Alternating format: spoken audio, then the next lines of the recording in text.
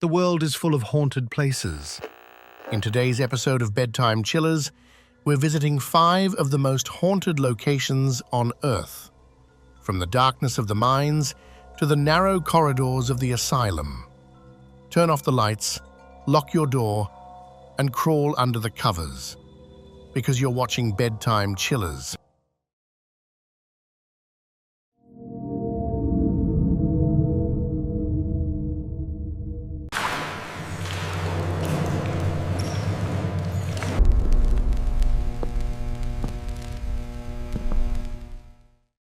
Is this the world's most haunted house?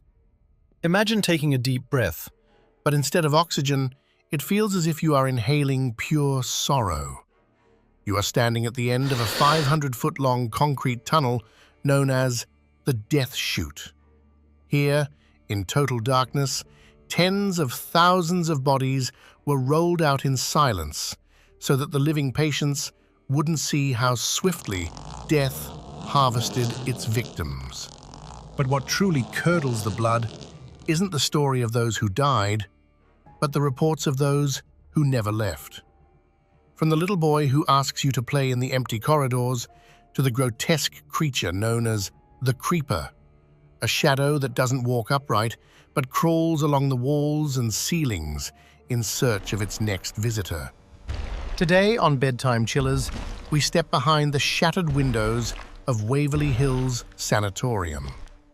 We will investigate the room where 2 women took their own lives, listen to the testimonies of those bitten by invisible mouths, and find out why this building is considered the most haunted place on Earth. Follow us, if you dare. The story of Waverly Hills begins with desperation. In the early 20th century, tuberculosis, or the White Plague, was a death sentence. There were no antibiotics. Doctors believed the only cure was extreme amounts of fresh air, rest, and sunlight. When the original wooden hospital became overcrowded, the massive structure we see today was built, completed in 1926. But behind the facade of fresh air hid a dark reality. The treatments tested were often brutal. Ribs were cut away to collapse lungs, or heavy sandbags were placed on patients' chests. The death toll was so high that they eventually couldn't roll the corpses through the main entrance without demoralizing the living patients. The solution was the infamous Death Chute, a 500-foot concrete tunnel where bodies were sent down in secret to be picked up by waiting train cars at the bottom of the hill. It is here, in these dark spaces, that the true hauntings begin. Waverly Hills is considered one of the most active places in the world for paranormal activity, and it's not just a title, it's a physical experience for those who enter. Visitors often speak of an immediate and overwhelming sensation of being watched from dark corners. There is even a phenomenon called the Waverly Weight, a crushing sensation across the chest that makes it difficult to breathe, almost as if the lungs are being restricted by an invisible force. A chilling reminder of how tuberculosis once suffocated the patients within. It wasn't until the early 2000s that the world truly took notice of the isolated hill in Kentucky. When groundbreaking programs like Ghost Hunters and Ghost Adventures entered the dark corridors with thermal cameras and sensitive microphones, they captured evidence that shocked even the most skeptical investigators. In one of the most famous TV moments ever, a team managed to document what looked like a full-bodied shadow figure moving across a corridor in real time.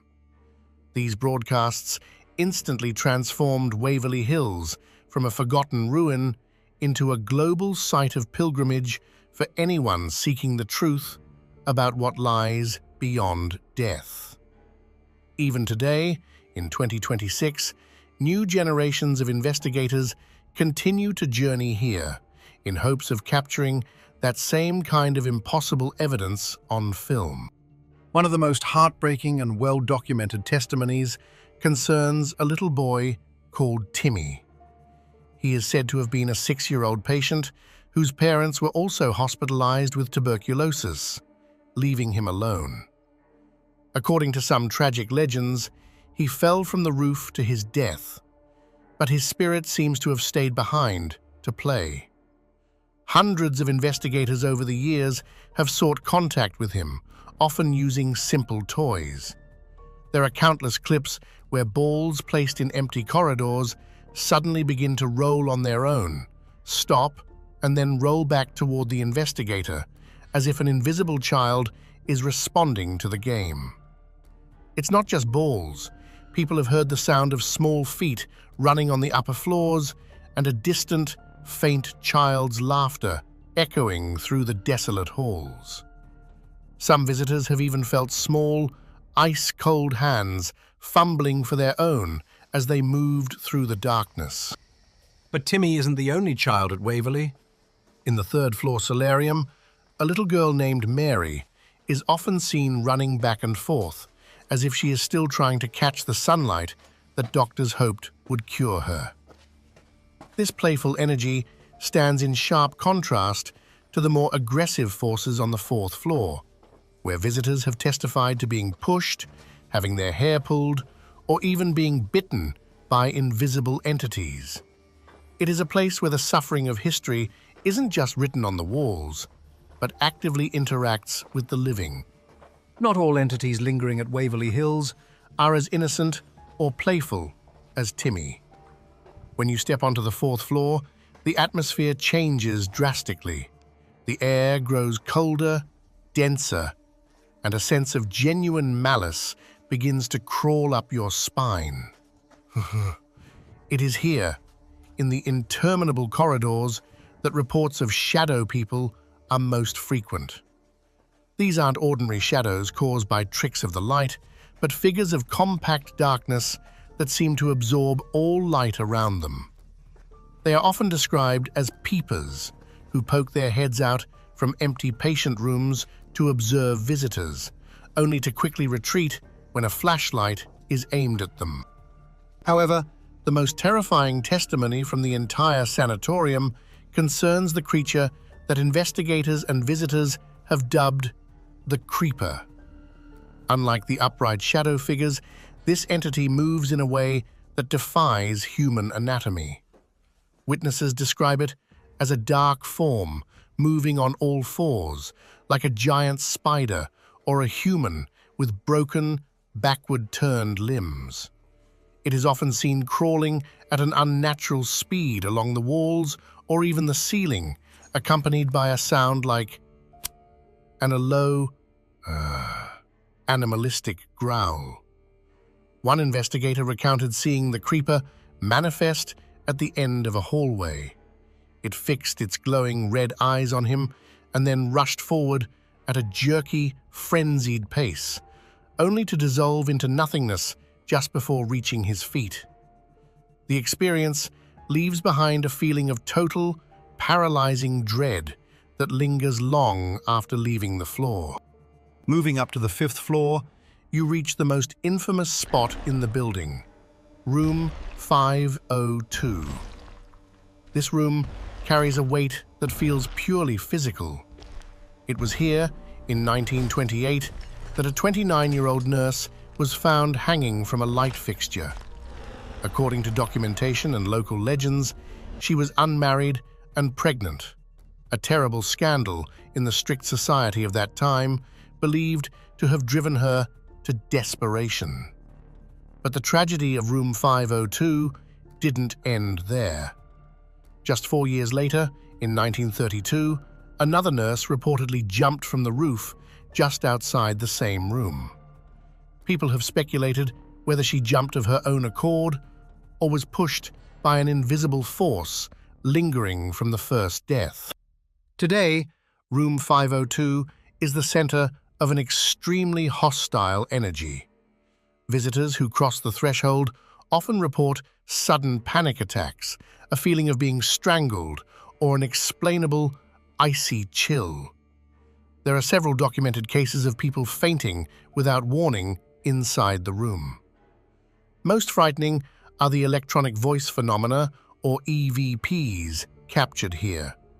Investigators have recorded a stern, authoritative female voice brusquely whispering, "Get out," or "Leave," directly into the microphone. Some believe the room acts as a portal or a vortex of negative energy that feeds on its tragic history and refuses to let the dead rest in peace. The Death Chute. A tunnel for the nameless. Deep beneath the building's foundation lies perhaps Waverly Hill's most notorious part, the 500-foot concrete tunnel, popularly known as the Body Chute. It slopes at a steep 45-degree angle toward the bottom of the hill and was originally built to transport food and supplies via a motorized cable system. But during the darkest years of the tuberculosis epidemic, when death claimed victims by the hour, the tunnel took on a new, macabre purpose. Doctors feared that the sight of constant hearse transports would crush the remaining patients' hope and will to live. Therefore, the dead were sent down through this underground passage under the cover of darkness to be picked up by waiting train cars at the foot of the hill. It is in this cold, damp environment that some of the most physical encounters with the unknown take place. One poignant testimony comes from a man attending a private overnight investigation. He was halfway down the tunnel when the heavy silence was suddenly torn apart by the sound of metal against concrete, a sound as if the old wheels of the transport cart had begun to roll once again. Shortly after, he heard a desperate, gasping sound, as if someone right behind him was struggling for air in ruined lungs. When he panicked and swept his flashlight over the raw walls, the passage was empty, but the chill that swept in was so unnatural that his own breath immediately formed thick frost in the air. Before he could flee, he felt an ice-cold, weightless hand placed over his mouth, a pressure that felt like a silent order not to scream, before he rushed up the stairs in blind terror. The vanished sense of the past. It isn't only sight and hearing that are attacked at Waverly Hills. Many testify to how the sense of smell becomes a portal to the past. In what was once the sanatorium's main kitchen, today a ruin of shattered glass, peeling paint, and rotting wood, something inexplicable happens. Amidst the musty stench of mold and decay, the scent of fresh-baked bread or frying food suddenly hits visitors. This scent is often associated with a figure in a white coat, believed by many to be one of the cooks who worked around the clock to feed the hospital's thousands of residents. But the scents can also be significantly darker. In certain corridors, a sharp, stinging smell of old hospital disinfectant and ether can appear out of nowhere, as if a medical cart had just been rolled past. In other places, investigators have reported a heavy scent of pipe tobacco or expensive cigars, despite smoking being banned in the building for over half a century. Most terrifying, however, is the sweet, sickly stench of rot that can suddenly fill a room.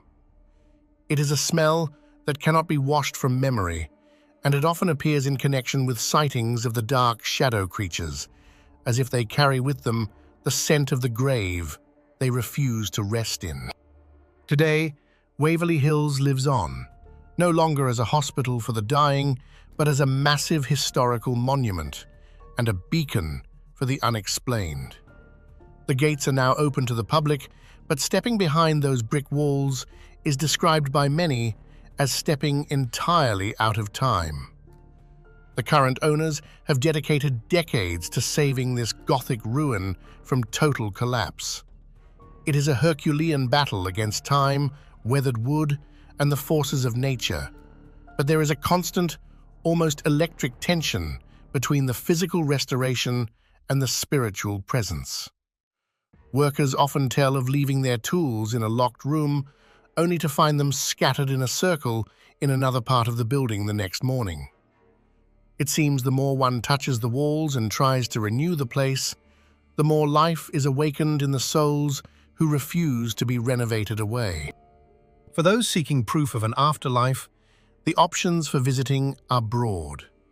One can book guided historical tours during the day, where the long corridors are bathed in a deceptively calm sunlight and one learns about architecture and medicine.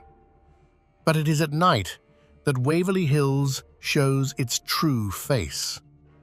The most sought-after arrangements are the 8-hour paranormal investigations, so-called lockdowns. There, you and a small group are locked inside the massive building from dusk till dawn. You are left alone with the darkness, the heavy silence, and the thousands of souls who never checked out. Those who have completed these nightly vigils often tell the same story. There is a before and an after Waverly Hills. A famous paranormal investigator described it as the building not just observing you, but actually leaking into your psyche. You never walk out of there as exactly the same person you were when you walked in. It isn't just about the visual shadows or the sounds of heavy footsteps in the room above. It is a fundamental shift in one's understanding of reality. A testimonial from a visitor who attended as recently as last year describes an experience of the Waverly Weight, a sudden, intense sorrow that felt like a physical weight on her shoulders. She recounted hearing a muffled cough right by her ear and smelling old smoke, even though she was completely alone in the room. This feeling of sadness lingered for weeks after the visit, as if an invisible shadow had latched onto her and followed her home. This raises the great existential question that gnaws at every human who wanders through these corridors. What is it we are actually experiencing? Is all this just so-called residual energy, an emotional recording in stone and concrete, created by the unfathomable anxiety and trauma that tens of thousands of people endured here? Is it an eternal loop of hospital routines, the sound of wheelchairs and hushed conversations being played over and over because the imprint was too deep to fade with time? Or is it intelligent activity? Are they actually still in there, aware of our presence? Perhaps we are seeing nurses still trying to complete their rounds with a sense of duty that extends beyond the grave, and patients clutching their beds in hope of that cure that never arrived in time. Perhaps they are trapped in a timeless waiting room between two worlds. Perhaps they are the last witnesses to an era of suffering that the modern world would rather forget. But one thing is certain, and it is something you feel in every fiber of your body when the sun sets behind the Kentucky woods and darkness swallows the building. When the shadows begin to move in the shattered window frames of Waverly Hills, you are never, ever truly alone. Something sees you. Something is waiting for you around the next dark corner. And something wants you to know that they are still waiting to be heard. Today, in 2026, the building faces new challenges. Restoration work has come a long way, and parts of the hospital previously cordoned off due to risk of collapse have now been secured. But ironically, guides report that activity has only increased in the newly opened rooms, as if the spirits that rested beneath the debris have finally been given space to move freely again.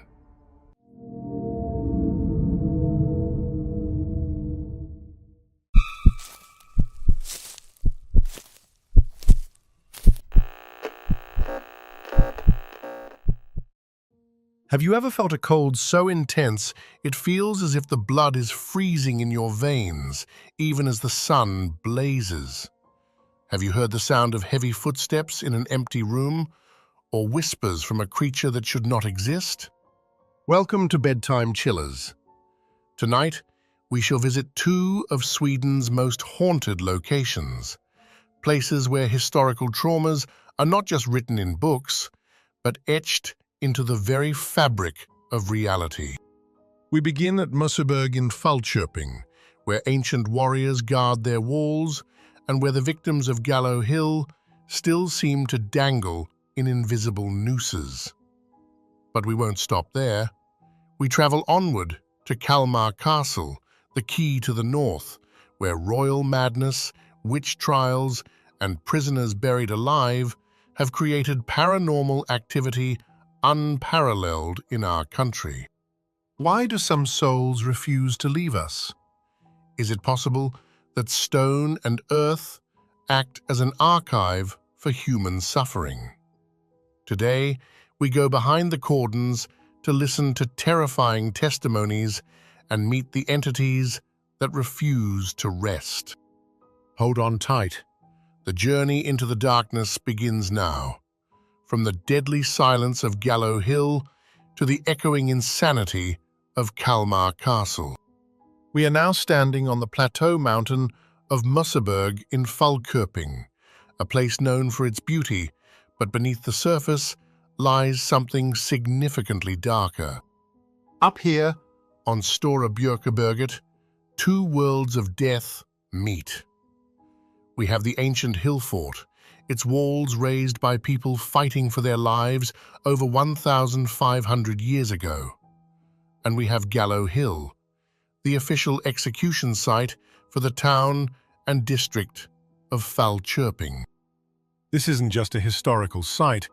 It is a place where the energy is so heavy that the birds fall silent as you approach the old stone foundations.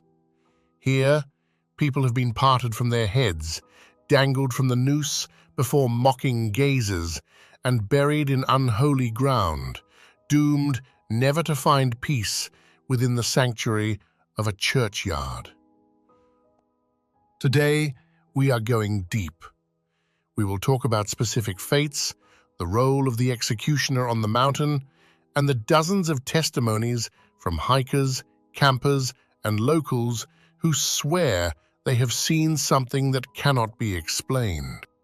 Before reaching the gallows, we must pass through the hill fort. This structure is one of the largest in Skaraborg, with walls stretching hundreds of meters. The migration period, around 400 to 550 AD, was a turbulent time in the north. Archaeologists suggest these forts were not only refuges, but also places of cult worship. Imagine the night up here 1,500 years ago. Torches burning along the walls, the sound of swords being sharpened against stone. It is said that both animals and, in rare cases, humans were sacrificed to appease the gods before an impending battle. Many who visit the ruined walls today report an immediate and oppressive feeling of being watched from within the dense forest patches that have begun to reclaim the fort. It is a gaze that feels heavy, almost physical, as if the old guardians, those who once swore to defend this height with their lives, have never left their post. They remain in the shadows, locked in an eternal watch. A hiker recently shared an experience that made his blood run cold. On a windless afternoon, he heard an echo like drums, dull, rhythmic beats that didn't seem to travel through the air, but rather vibrated up through the ground, as if coming from inside the bedrock itself. It was a marching pace, steady and relentless, even though he was completely alone, and not a soul was visible for miles. But the drums are not all. Local legends speak of phantom battles, where the sound of metal against metal and muffled shouts in Old Norse have been heard echoing between the stone settings during foggy nights. Archaeologists have found traces of fire and conflict at the fort, raising the question, can violent events etch themselves into nature? In the paranormal field, this is called place memory, where stones act as a sort of stone tape recorder that under certain atmospheric conditions replays the traumas of the past. Are these drums an echo from a time of war, a final warning from a vanished army? Or is Mosseberg itself a vessel for human terror, a geological primordial bank that refuses to let us forget the lives spilled here to keep the enemy away from the mountain's crest? One thing is certain. When the mist rolls in over the hill fort, the line between past and present blurs, and the presence of the old guardians suddenly becomes terrifyingly tangible. We move forward toward the execution site itself. In Sweden, gallows hills were used well into the 19th century. To be executed here was not just the end of a life, it was a total humiliation. The bodies were often left in the gallows to rot as food for the ravens, serving as a deterrent to others. The executioner was a social outcast. No one wanted to touch him. No one wanted to look him in the eye. When he performed his work here on Mosseberg, he often wore a hood to avoid being recognized by the relatives of the dead, or by the dead themselves, should they return for vengeance. One of the most well-documented events here concerns a man convicted of robbery and murder in the early 1800s. He denied the crime until the very end. It is said that on his way up the mountain, he shouted a curse over everyone who had come to watch. "As sure as I am innocent, the blood shall never dry on this hill," he is said to have screamed. After his death, rumors began to spread. People passing the mountain at night saw lights dancing over the spot where the gallows had stood. They were called will-o'-the-wisps, souls that hadn't gained entry to heaven and were now trying to lure the living into ruin. But on Mosseberg, these lights were different. They were colder, blue-white, and moved with a sense of purpose that terrified even the bravest men. What is it that people are actually experiencing? Let's break down the phenomena that make Mosseberg one of the most active paranormal sites in the country. The headless presence. This is the most common testimony. It isn't always a visual sight, but a feeling. Visitors describe a sudden weight on the chest and a sensation of choking right by the monument marking the gallows hill. It is as if the energy of those strangled in the noose lingers in the thin air. The executioner's echo. Some have seen a tall man in a dark cloak, standing perfectly still at the edge of the forest. He does nothing. He just watches. But when approached, he dissolves into grey smoke. Local tradition says this is the executioner, forced to return to the site of his deeds, doomed to eternally watch over the souls he took. The damned children. During the 1700s, infanticide was one of the most common crimes leading to the death penalty.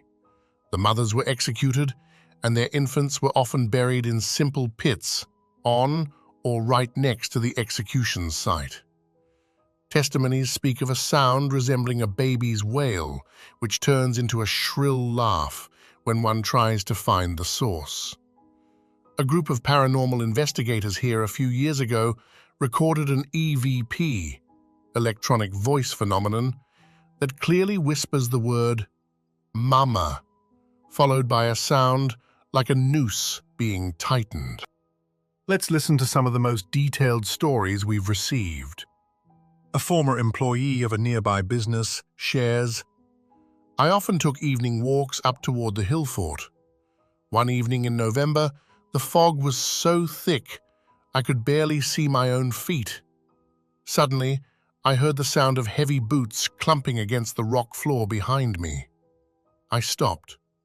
The sound stopped. I started walking faster. The steps behind me quickened as well. When I finally turned around and shone my flashlight, I saw footprints being pressed into the soft moss.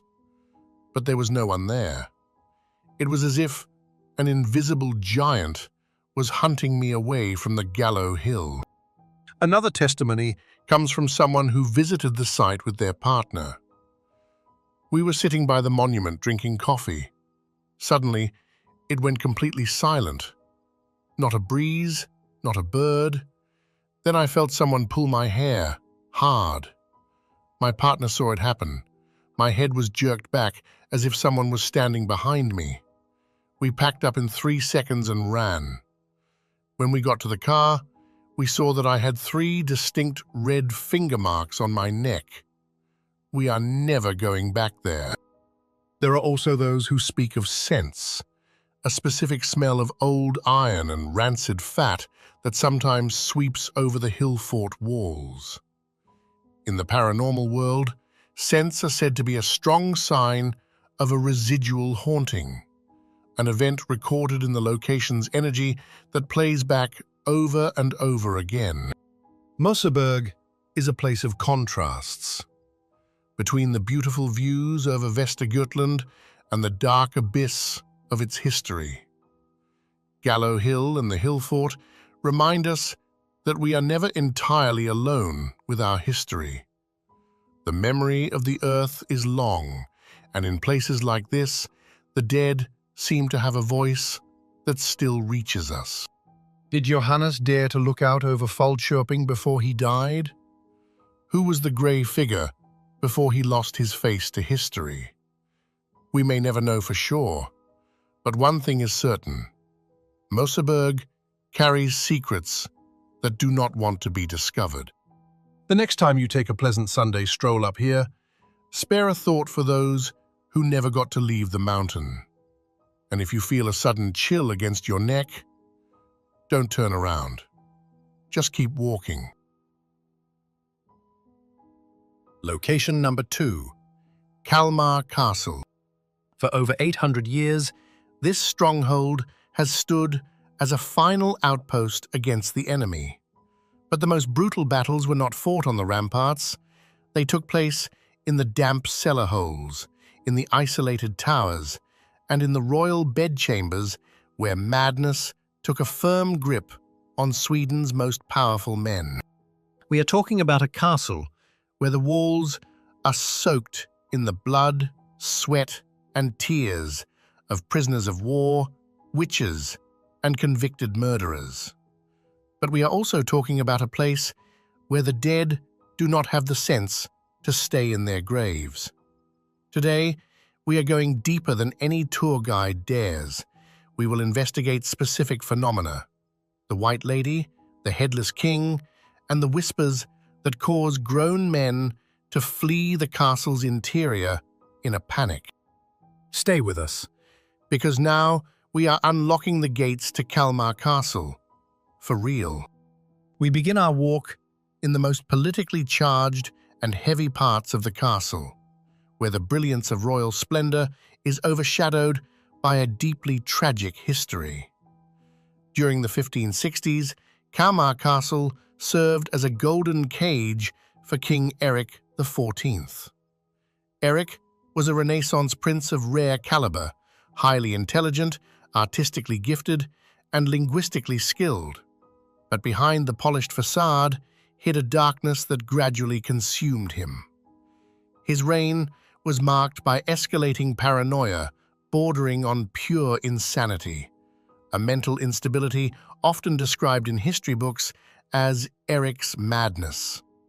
It is said that during his periods here at the castle, the king could be completely absent from the world for days at a time. He sat frozen in his magnificent furniture, staring blankly into the thick stone walls, convinced that the walls themselves had ears. His suspicion knew no bounds. He was obsessed with thoughts of conspiracies and firmly believed that everyone, from his closest advisors to his own brothers and most faithful friends, carried hidden daggers, ready to plunge them into his back at the slightest sign of weakness. The captivity in Kalmar amplified his inner demons. There are documented accounts of how the king, in his fits of rage, would scream into thin air as if conducting violent arguments with invisible enemies only he could see. Today, visitors testify to a strange electric charge in the rooms where Eric XIV is said to have paced back and forth. It is an atmosphere of extreme vigilance and anxiety that never seems to have aired out. Some claim that the king's fragmented psyche has left behind a residual haunting, a sort of film strip of his suffering that plays over and over again. People have heard the sound of heavy parchment rolls being thrown to the floor and the feverish scratching of a quill pen against paper in the middle of the night, as if the king is still feverishly and desperately trying to write down the names of the traitors he believes surround him. His presence is not just a historical note, it is a tangible, heavy vibration in the room that makes the hair on the back of the neck stand up for anyone who dares to linger after dark. In the rooms where Eric XIV stayed, a very specific energy is reported today. Visitors speak of a feeling of being watched by someone who is deeply suspicious. Staff have testified that heavy furniture in the king's suite has been moved during the night, despite the rooms being alarmed. But the most terrifying thing is the sound. One hears clear, rapid footsteps walking back and forth, just as the king did during his sleepless nights of madness. One guard recounted, "I was standing outside the king's chambers late one evening. Suddenly, I heard a loud crash from inside, as if a heavy platter had been thrown against the wall. When I unlocked the door and went in, the room was completely empty, but the air smelled of old burnt sulfur and sweat. It was as if a discharge of pure agony had just taken place." During the 17th century, Kalmar was struck by witch hysteria. The castle became the central location for the interrogation and torture of women accused of consorting with the devil. In the dark vaults beneath the castle, these women were forced to undergo the water ordeal and other brutal methods to extract confessions. One of the most famous figures here is the White Lady. However, according to local tradition, she is not just one spirit. She is a representation of all the women who suffered here.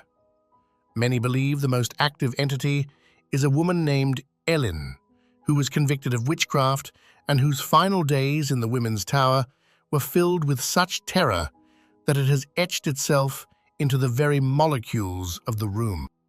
In the Women's Tower, visitors have reported feeling an icy cold that cannot be explained by drafts. It is a cold that seems to come from within their own bodies.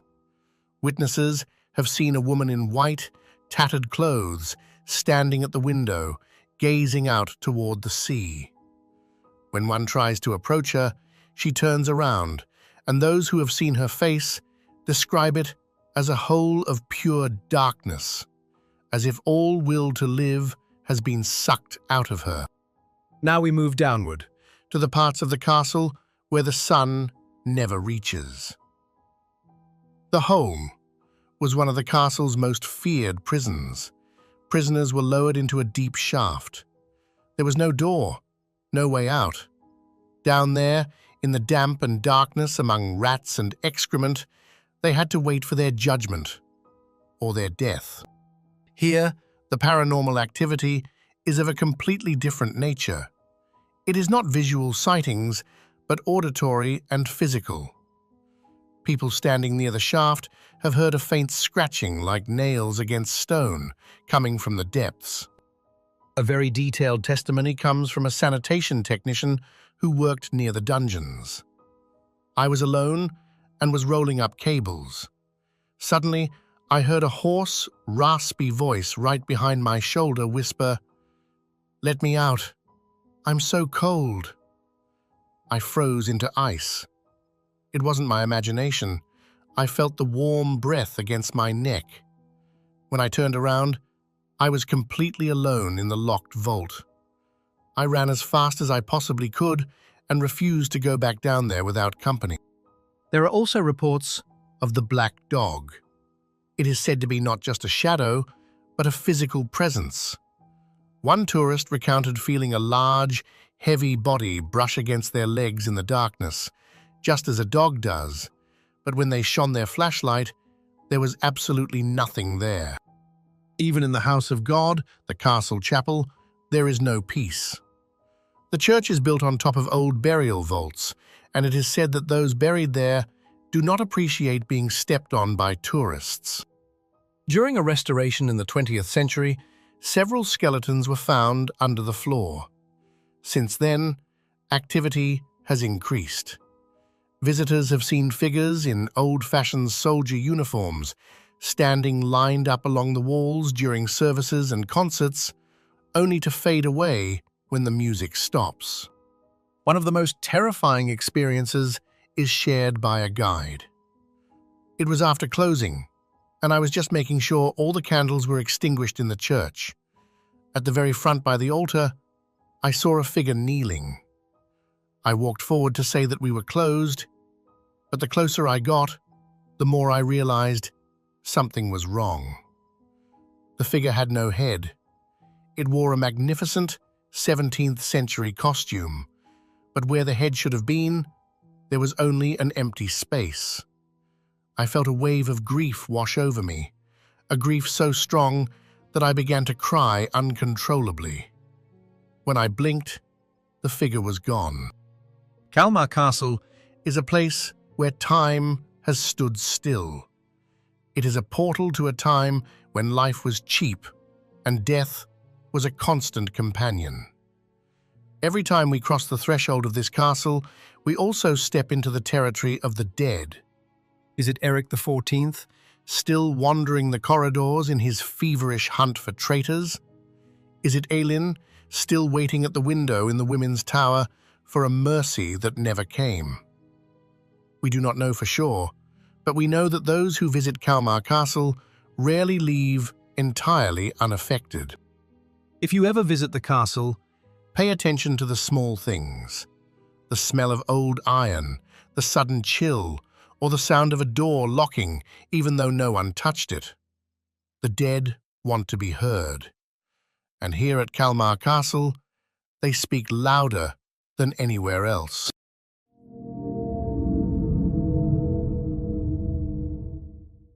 Sweden's most haunted mines.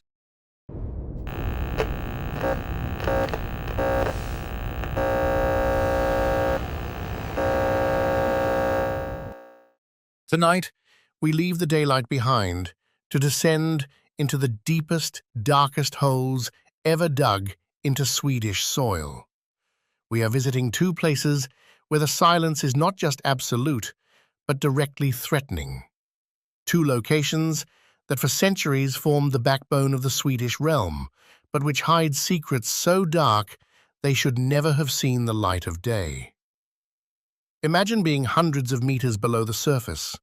Above you rest millions of tons of rock, and around you wind dark passages that have seen more suffering than we can ever comprehend. Here, generations of men worked, suffered, and died in the hunt for silver and copper. But death down here does not seem to be the end.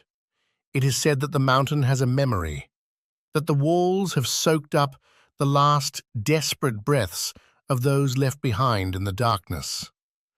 Down here, where the boundary between our world and the other is as thin as a candle's flame, they still wander. Mine wives warning of coming catastrophes, vanished men who never age, and figures who refuse to leave their shifts even though centuries have passed. These are environments where logic ceases and where fear is as tangible as the damp air. Are you ready to meet what lurks beneath our feet? Hold on tight, because now we journey down into Sweden's most haunted mines. Welcome to Bedtime Chillers. Before we visit the first mine, don't forget to like the video and leave a comment if you appreciate what I do. It helps the channel a lot. We find ourselves at the Sala silver mine. For over 500 years, man has burrowed into this mountain. Silver, worth billions, has been extracted, but the price has not only been counted in coins, it has been paid in lives. And when a life is extinguished in a cold, damp mine shaft several hundred meters below the day, it is said that the soul never truly finds its way out. The story of Sala silver mine begins with enormous wealth, but it hides a daily reality of unspeakable dread. Imagine the 16th century. The only thing lighting the narrow passages is flickering tallow candles.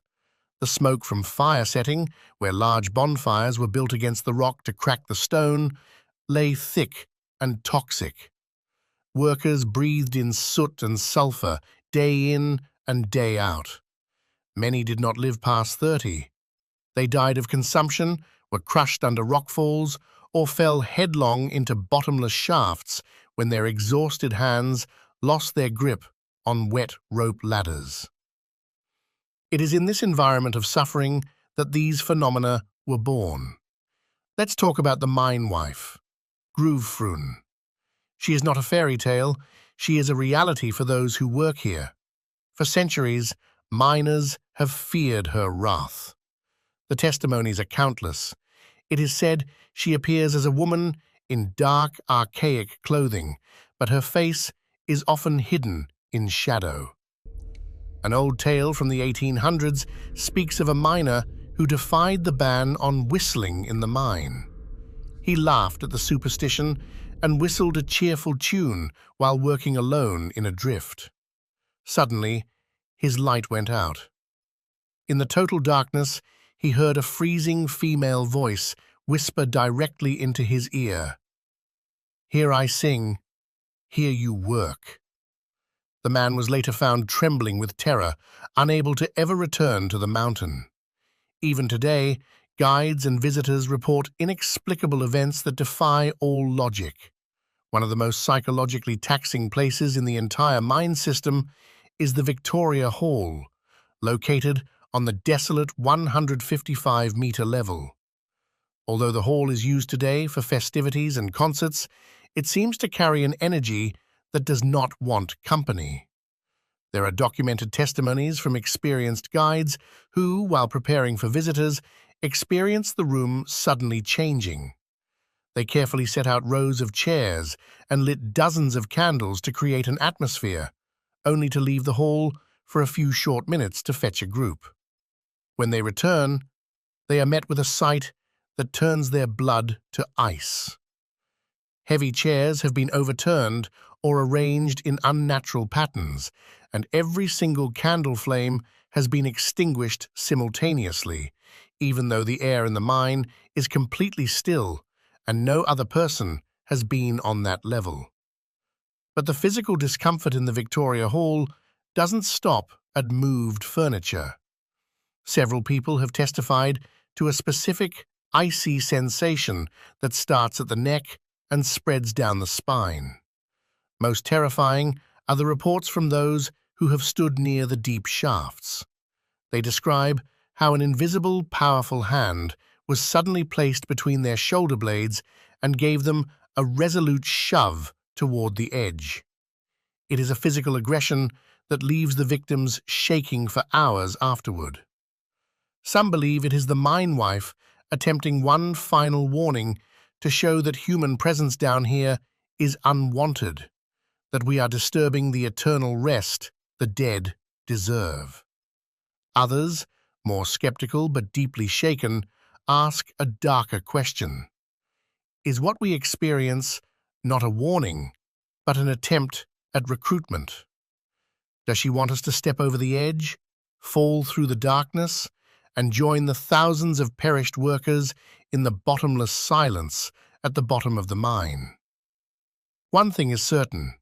In the Victoria Hall, you are never as alone as you think, and the darkness watching you from there has a very concrete and dangerous will. Then we have the story of White Karin, a tale that begins in bottomless sorrow but has transformed into one of the most persistent hauntings in Swedish history. It is a story that touches the soul, but also evokes the coldest shivers when you realize her waiting has never ended. Karin was a young woman in 18th century Sala whose whole world revolved around her fiancé. They stood on the threshold of their new life, and the wedding was only days away when the mountain claimed its tribute. A massive, deafening collapse deep in the mine buried the entire crew where her husband-to-be was working. But the collapse was so extensive and unstable that the bodies could never be recovered. They remained down there, swallowed by the stone. Karin refused to accept he was gone. Grief broke her mind, and she lost her grip on reality. Every day, come rain or shine, she dressed in her pure white wedding gown and walked with heavy steps to the edge of the mine opening. There she stood, like a pale statue, calling his name. Down into the echoing shafts, over and over, hoping for an answer from the dark. Finally, her body gave out. She died alone, wasted by grief and biting cold, her gaze still fixed on the black depths. But death seems not to have brought her peace. Today, visitors and staff regularly report a white, almost transparent figure floating through the upper passages, as if she is still searching for an entrance to her beloved. One of the most shocking modern testimonies comes from a night watchman patrolling the mine area just a few years ago. He spotted a woman in a wide white dress moving with unnaturally steady steps toward one of the cordoned-off and lethal shafts. The guard, thinking it was a lost tourist or someone attempting suicide, screamed desperately for her to stop and began to run as fast as he could. But the woman neither stopped nor turned around. She continued to the edge and stepped without hesitation straight into the void. The guard threw himself to the edge, prepared to hear a crushed scream or the sound of a body hitting the bottom hundreds of meters down. But the silence was total. When he shone his powerful flashlight down the shaft, there was nothing. No body, no dust, no movement. The only thing that lingered in the otherwise dry and dusty mine air was a stale, heavy scent of old, rotting funeral flowers, a scent that stayed in his clothes long after he had fled the scene. Karin is still waiting, and she doesn't seem to care who happens to cross her path in the darkness. But it doesn't stop at apparitions. It is the sounds that break down the psyche of those who stay down here too long. The mine lives. Visitors on the 155-meter level have reported the sound of heavy, dragging footsteps approaching from behind in the narrow drifts. When they turn around, no one is there, but the sound continues past them. Others have heard the distinct sound of a pickaxe against stone, even though all work in the mine ceased long ago. It is as if history is replaying itself over and over, like a paranormal echo of those who toiled here until their hearts stopped beating. One of the most haunted parts is said to be the Knight's Shaft, Nekshaktet. There, people have reported an intense feeling of being watched, a feeling so strong it causes physical nausea. Some claim to have seen shadow beings, black figures darker than the mine darkness itself, moving along the walls with unnatural speed. These shadow men are said to be those who died in solitude, forgotten by the world above. Sala Silver Mine is a beautiful but deadly labyrinth. Every time you step into the elevator, you leave the safe world behind. You enter a realm where the laws of time and space seem to blur. Remember, if you ever visit these depths, be quiet. Show respect for the mountain. Because if you hear a faint tapping from the other side of the rock wall, it isn't a stone coming loose. It is someone wanting to remind you that you are only a guest in their eternal prison. Now we shall head to a place that for centuries was Sweden's beating heart, but which was also a gateway to an underground hell. We are going to the Falun copper mine. This is not just a hole in the ground, it is a monument to human greed, inhuman toil, and the dark powers said to guard the ore. Here, in the shadow of the enormous Great Pit, Stora Sturten, the walls whisper of the thousands of souls sacrificed for the red metal. The history of the Falun mine is soaked in blood. During its glory days, conditions were vile. Workers were lowered in barrels into the deep shafts, surrounded by sulfur smoke so thick you could barely see your hand. Accidents were common. Collapses, falls, and suffocation claimed lives every week. It is said that the ground around the mine was so poisoned that no flowers could grow, and that birds fell dead from the sky if they flew too close to the smoking smelters. But what happened in the depths was even worse. The most famous, and undoubtedly the most macabre testimony from Falun, concerns Fat Mats, or Mats Israelsson, the man time forgot. In 1719, when miners broke into the water-filled Morten Skinneret shaft, which had been untouched for decades, they made a discovery that stopped their hearts. There, deep in the dark, they found the body of a young man. But it was no decayed remnant. The man looked as if he had just taken his last breath. His skin was soft and elastic, his features were peaceful, and his work clothes were so well preserved they looked like they had been put on that same morning. Confusion was total. No one in the mine recognized the young man, even though the mining community was small. It was only when a frail, old woman named Margaret Olsdotter was led to the site that the terrifying truth was revealed. With a heart-wrenching scream that echoed between the stone walls, she fell to her knees by the dead man. It was her fiancé, Mats, who had vanished without a trace 42 years earlier, just before they were to be married. The mine's unique chemistry and the extremely concentrated copper vitriol in the water had mummified him, preserved him in a vacuum of time, and kept him young, while Margaret had aged a whole lifetime waiting for him. But the darkness of the story doesn't end there. When Mats was carried up into the daylight, the chemical magic began to break. The body began to slowly petrify, dry out, and crumble before the eyes of the terrified onlookers. Instead of being given a dignified burial, his body was turned into a macabre spectacle. It is said that this desecration of his remains meant his spirit never found rest. Still today, when the shadows grow long around Morten Skinneret's shaft, visitors report a lonely figure. A young man in 17th-century clothing has been seen wandering the shafts with a gaze filled with confusion and grief. He seems constantly to be searching for his Margaret, unaware that she died an old woman hundreds of years ago, while he remained trapped in the mountain's eternal, icy embrace. He is a prisoner between two worlds, a young man who never got to experience his wedding day and who refuses to realize that the time he belonged to has crumbled to dust.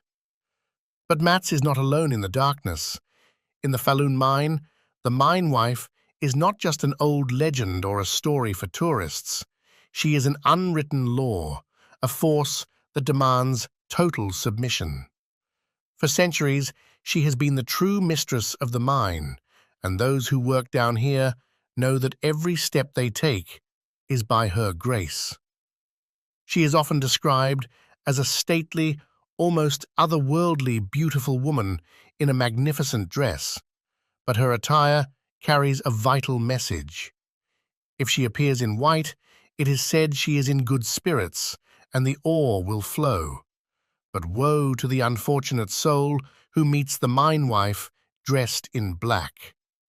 Black is the color of death and catastrophe, and to see her thus is an omen that the mountain is preparing to take a life. A terrifying testimony from the early 1900s tells of an experienced foreman working late one evening to inspect a remote drift. In the pressing silence, he suddenly heard 3 loud, metallic knocks from within the rock wall itself, 3 sharp blows that cut through the dark. He froze. He knew exactly what it meant. It was the mine knock, the mountain's own warning system. When he slowly turned around, he saw a female figure in a sweeping black dress silently glide past at the end of the passage before being swallowed by the shadows. Without hesitation, he threw down his tools and ran, lungs burning, toward the nearest lift. Only minutes after he reached the surface and caught his breath, the ground shook from a massive, rumbling collapse. The passage he had just left was now completely obliterated under tons of stone. But the mine wife is far from always a merciful protector. She is said to be obsessed with the mountain's treasures and jealously guards every grain of copper. Old stories tell of fortune seekers who tried to smuggle out ore, or workers who showed a lack of respect by swearing or shouting in her halls. Several of them have been found lifeless, with broken necks at the bottom of the deepest shafts. Accidents that could never be explained, as they occurred in places where it was impossible to trip or fall by chance. It is as if an invisible hand simply picked them up and dropped them into the abyss. Even in our modern age, with electric lights and safety regulations, reports continue to stream in. Guides who work daily in the mine often speak with lowered voices about the invisible worker. On repeated occasions, staff have heard the distinct sound of heavy ore carts rolling and screeching against rails in parts of the mine where all rails were torn up over 100 years ago. But the most personal discomfort arises in the Kreutz shaft. There, lonely walkers have heard the sound of heavy, strained breathing right behind their own necks, so close the hairs on their necks stand up, even though no one is there. A visitor recently told of an experience that left her in tears. In the middle of a guided tour, when the whole group stood perfectly still and silent, she felt a sudden, intense cold envelop her. In the same second, she heard a hoarse, male voice whisper, "Help me," in an old-fashioned Dale-Carlian dialect directly into her ear. When she turned around, only the cold, damp rock wall was there, a mute witness to a suffering that refuses to die. The most ominous place is the Great Pit, Stora Sturten, the enormous open-cast pit created during the gigantic collapse on Midsummer's Day, 1687. It was a miracle that no one died, since it was a public holiday, but legend says it was an offering to the mountain. Since then, the place has been a magnet for dark events. People standing at the edge of the deep hole have testified to an inexplicable lure to jump, as if voices from within the darkness are calling them. Shadows have been seen moving along the steep cliff walls, figures that cannot be human. The Fallon mine is a wound in the earth that has never truly healed. Beneath the red cottages and the idyllic streets of Fallon stretches a dark network of passages where the sun has never shone. It is a place where the past refuses to die. If you ever take a guided tour there, stay close to the group. Do not look into the closed-off drifts. And if you hear 3 knocks in the wall, run. Do not look behind you. Because in the Fallon mine, you are never as alone as you think.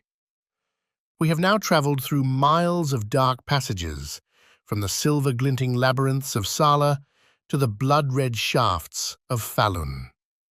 2 places that on the surface are historical monuments, but in their interior carry wounds that never heal. What we have heard tonight is more than just ghost stories. They are echoes of a reality where man challenged the mountain and lost. The cold gaze of the mine wife, the eternal waiting of White Karin, and the fate of Fat Mats remind us of an uncomfortable truth, that some doors should never have been opened, and some depths should never have been explored. As you shut down this video, think of the thousands of men who are still down there, those who never saw the sun again, and those whose souls became part of the stone itself. In Sweden, history does not rest in books. It rests in the darkness beneath our feet. If you ever find yourself by one of these shafts and feel a sudden, inexplicable cold, or if you hear a faint, rhythmic tapping from the underground, do not turn around. It is only the mountain wanting to remind you that it never forgets, and that it is never, ever completely empty down there. Thank you for joining Bedtime Chillers Into the Depths. If you have your own experiences from Sweden's mines, or if there are other places you want us to investigate, write it in the comments. Don't forget to subscribe so you don't miss the next dark chapter. And remember, what is in the darkness is there even when you turn on the light. Sleep well.